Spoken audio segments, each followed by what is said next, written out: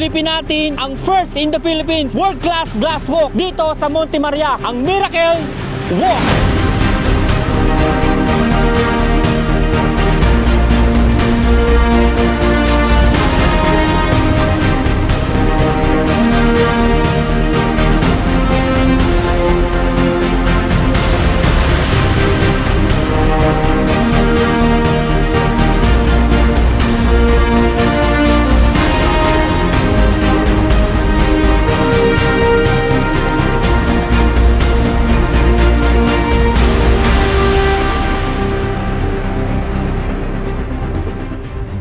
Sinong mag-aakala na dito sa bayan ng Batangas City maitatayo ang isang world-class tourist attraction na sa ibang bansa lang natin makikita, at isa nga ito sa mga pinapangarap na maranasan at makita ng karamihan sa mga Pilipinong mahilig sa adventure. Kaya hindi na natin kailangan pumunta sa ibang bansa dahil nandito na sa Sitio Monte Maria, Barangay Pagkilatan, Batangas City, ang first in the Philippines world-class glass walk o mas kilala sa tawag na Miracle Walk. Hindi ito ang first in the world. Meron itong pinaggayanan sa China, sa Chongqing, China. Sa glass walk yon, mas mahaba yon. So tinawag lang ito ngayon sa atin na Miracle Walk para bagay sa lugar.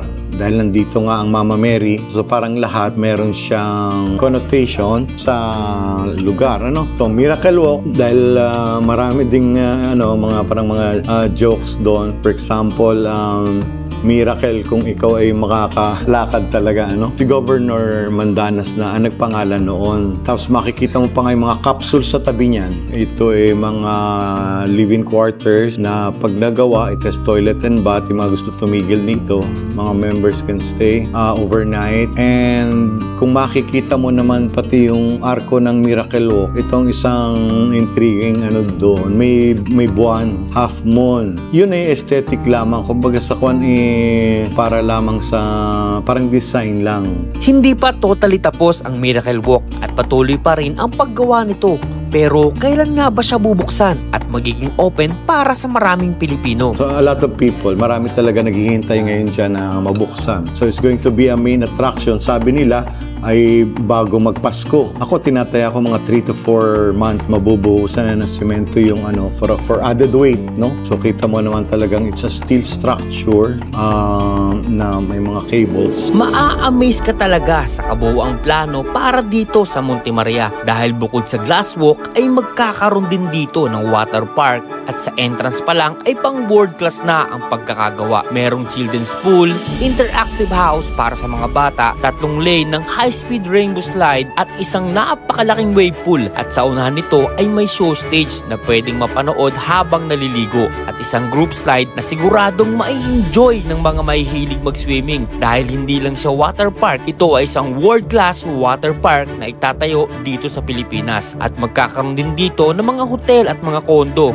na pwedeng matanaw ang ganda ng view ng karagatan at kabundukan, mga cable car at marami pang iba. So mga kaponyo, dito na tayo ngayon sa tapat ng tinatawag nilang glass walk o Miracle Walk at kasama natin si Sir Jojo at papasilip sa atin kung ano na ba yung nagiging development dito sa inaabangan ng marami na glass walk o Miracle Walk. So tara, samahan nyo kami. Let's go. Hindi ko alam kung kakayanin ko ba na maglakad sa ganitong klaseng structure dahil first time ko na ma-experience ang maglakad sa isang glass walk. Kaya naman hindi ko alam ang mararamdaman ko na sobrang excited na may halong kaba. Sana ay kayanin ko para maipakita ko sa inyo ang ganda ng first in the Philippines world class glass walk. Nandito na tayo sa pinakatuktok at papasilip na sa atin yung Miracle Walk.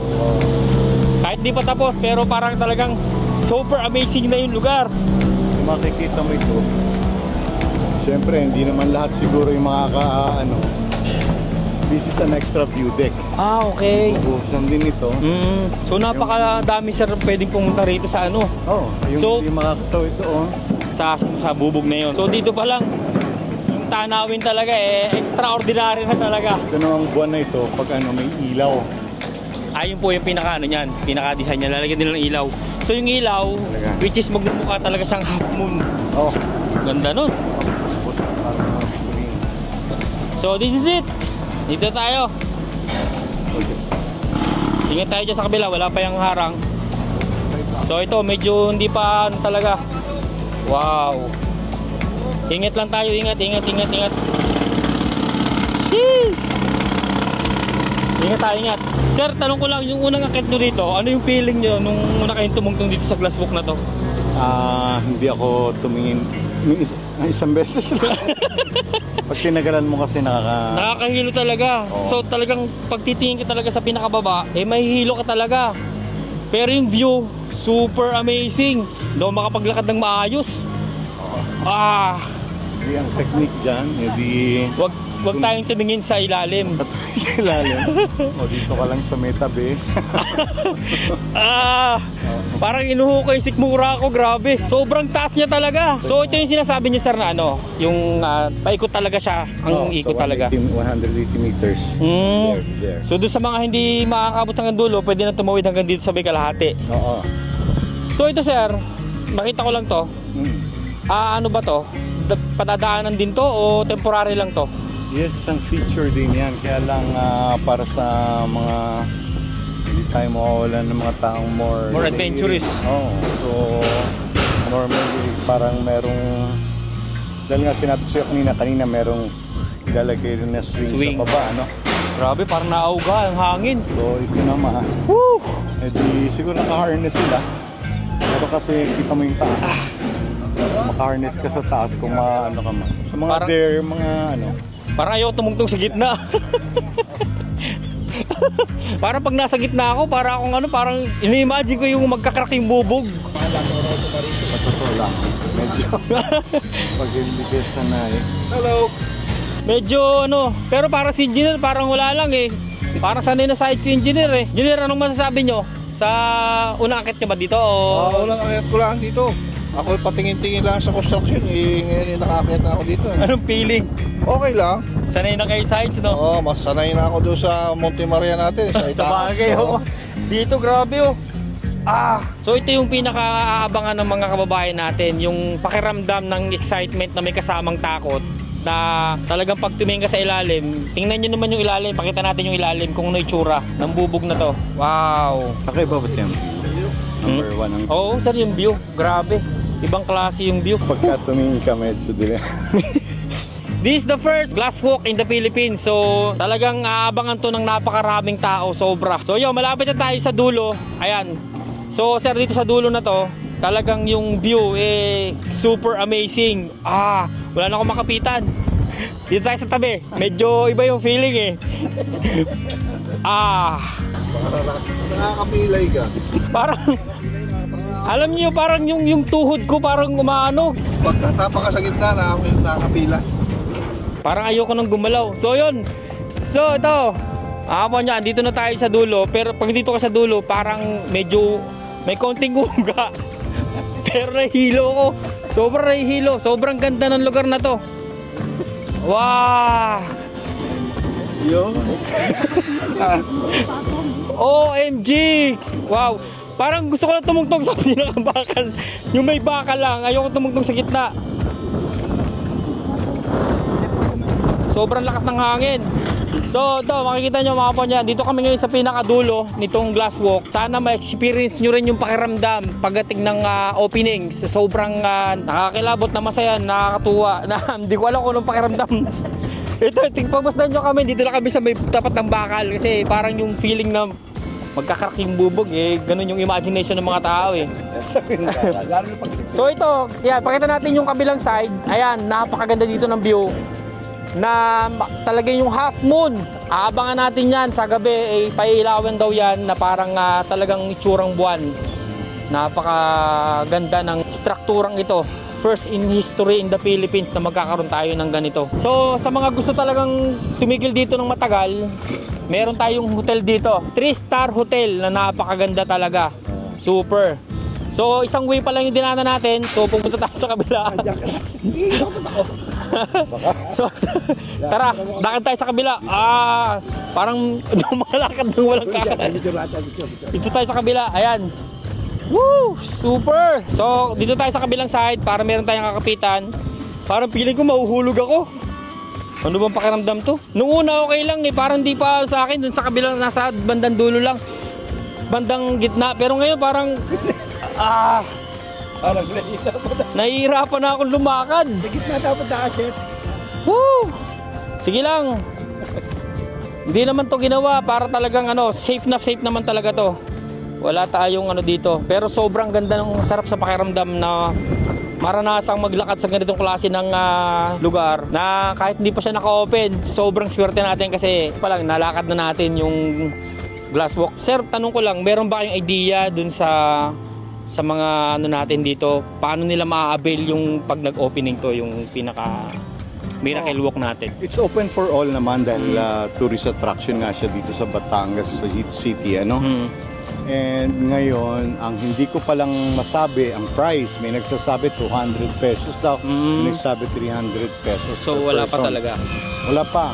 Pero ito'y talagang opening version. Dapat ito ihahabol sana sa Sa mahal araw.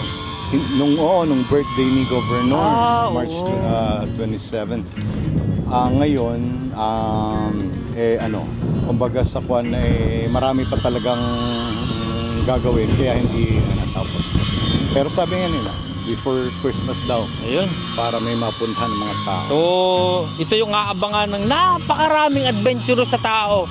Kasi talagang kakaiba talaga yung pakiramdam pag nandito kayo. Okay lang naman, huwag lang titingin sa baba. Pero hindi talaga maiwasang tumingin sa ilalim kasi yun yung yun yung pinaka masarap sa pakiramdam nito, yung nandun ka sa pinaka height. Kasi yung feeling na pag nasa gitna kayo ng bubog na wala kayong mahahawakan, iba yung pakiramdam talaga. Wow.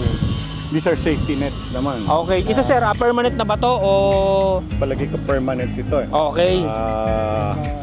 Safe net lang siya talaga. So double net naman siya, meron pa siya sa ilalim So napakaganda ng design, sobrang ganda. Dito ulit tayo. Okay, dito tayo. So ito, pag hindi nyo kayang dumiretso hanggang dulo, pwede kayong humati na dito sa gitna para hindi nyo na ma-experience yung pakiramdam sa dulo. Super scary na sobrang ganda talaga niya. So mga po nyo, tingnan nyo naman kung gaano kalalaki yung mga bakal na ginamit dito. Ayan, ito.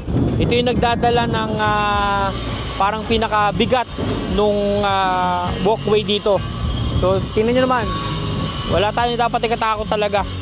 When it comes to safety, tayo na lang yung matatakot, hindi na yung para ipakita sa inyo na magiging delikado kayo. So yan, so tanongin natin to sir kung anong pakiramdam. Sir, anong pakiramdam nyo nung nakakita kayo sa pinakadulo? Sir, parang sir, nakakapanginig ng tuhod pag first time. Siguro pag papabalikin sir ako doon, medyo isang tuhod na lang yung kakalog doon. Sir, kayo sir, anong feeling nung papunta sa dulo? Medyo kinakabahan kasi pag tingin mo sa ilalim, ay talaga malulula ka. Naliliyo ka. Pero hindi naman okay naman, sulit. Napakasarap naman. Matibay. Kasi hindi naman kayo makakarating talaga sa ganitong klase ng height kung wala kayo tutungtungan na ganito. Yes. Ito medyo madumi pa, kaya hindi pa masyadong kita yung talagang ilalim na ilalim. Pag ito nalinis na, doon mas nakakatakot talaga kasi parang lumalakad kayo sa kalawakan talaga.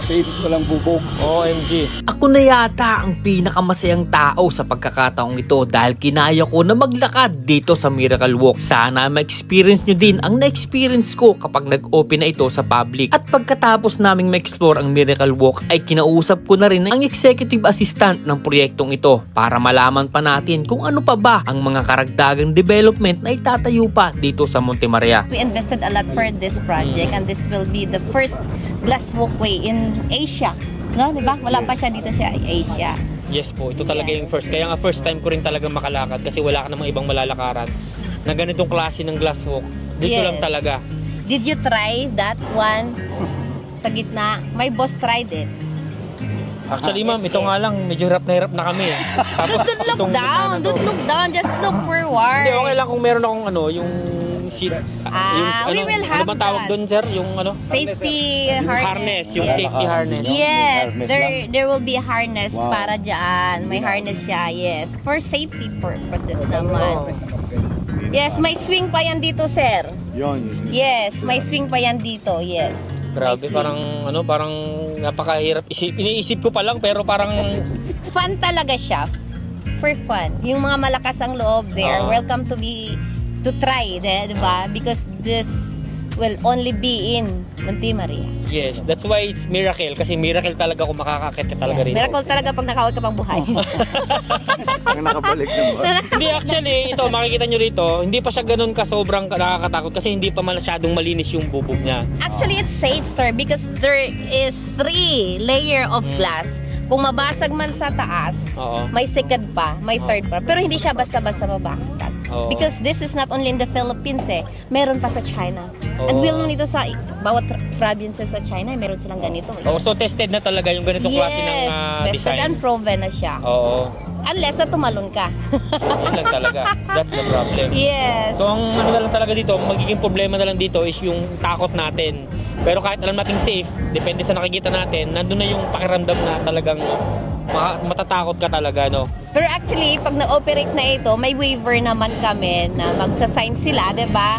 Kung gusto nilang pumasok, mag-try dito, they should sign a waiver na okay, paano man mangyari sa kanila, at least labas na kami to. Walang sakit sa puso. Walang sakit sa Oo, puso. yun talaga yung magiging ano dito eh. Kasi syempre, kung alam mo may sakit sa puso ka, high blood ka o ano, bakit mo pa susubukan? Baka mamaya dito ka tumirik sa gitna ng ano. Yes, ayaw namin ang sagutin kasi this is for the public, para sa experience nila, di ba? Kasi you don't need to go to China na di ba? Yes, sobrang Monte lapit Maria lang na talaga. lang, di ba? So, malapit lang talaga to. Madaling puntahan tong Monte Maria. Di ba, mabalik-balik ka na nga di ba? It's my second time actually na makapunta dito na may feature natin tong lugar na to. Kasi marami pa. So ma'am, ano pa ba yung aabangan natin bukod sa... Actually, this is our first development. The next is our water park. We will have the condo, the capsule, the Angel's Wings capsule. Yes. Angel's Wing. The name of that capsule, kasi parang container van siya, pero we name it Angel's Wings. Para ka nasa pakpak ng angel kasi kita mo yung glass din sa harap, no? Yes, you will see the 360 view of the ocean here and the old view of Monte Maria. And then we will have the water park there in that area. Then the condo, ongoing na yung ating mga designs for the condominium. Siyempre, 'di ba? Pero mas mauna yung cable car, diba? Yeah, we will also have a cable car project. Wow. Yes, dahan-dahan lang siyempre, kailangan na muna nating i-operate ito, 'di ba? So it's a world class.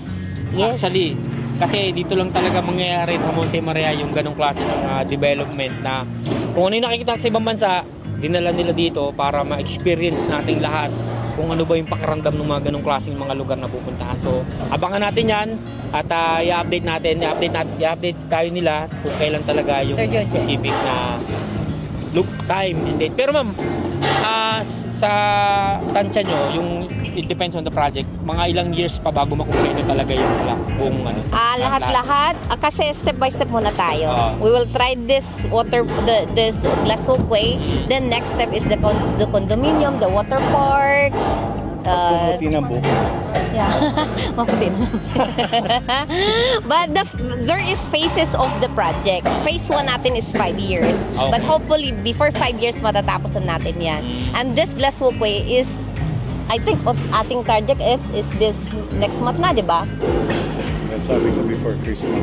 Before Christmas, yes. Para may pangregalo tayo sa mga mahilig gumala. Di ba? Tatanggapin nyo ba yung regalo sa inyo kung ito yung regalo sa inyo? Yun ang pinakamalaking tanong.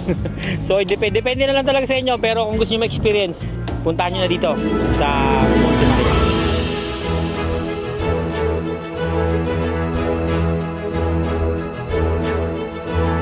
Mapapahanga ka talaga sa proyektong ito dahil pang world class at siguradong mai-enjoy talaga ng maraming Pilipino. Akala natin na imposible na magkaroon ng ganitong klaseng lugar sa Pilipinas, pero ginawa nilang posible ang imposible.